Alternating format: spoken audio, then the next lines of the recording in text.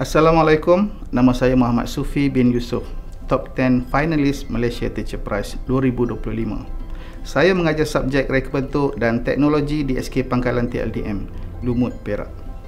Sebenarnya, jiwa pendidikan saya terbentuk daripada guru-guru yang pernah mengajar saya dulu. Setiap nilai, setiap inspirasi daripada mereka, saya gabung jalin dengan impian saya sendiri. Impian untuk jadikan sekolah sebagai tempat paling seronok untuk belajar dan berkembang. Apabila pandemik melanda, semuanya berubah. Pendidikan digital masih lagi baru. Ramai guru masih tercari-cari macam mana nak mula, macam mana nak ajar dalam talian. Dari situlah lahirnya Akademi YouTuber Guru Malaysia. Satu gerakan sukarela guru yang hasilkan ribuan video pendidikan secara percuma.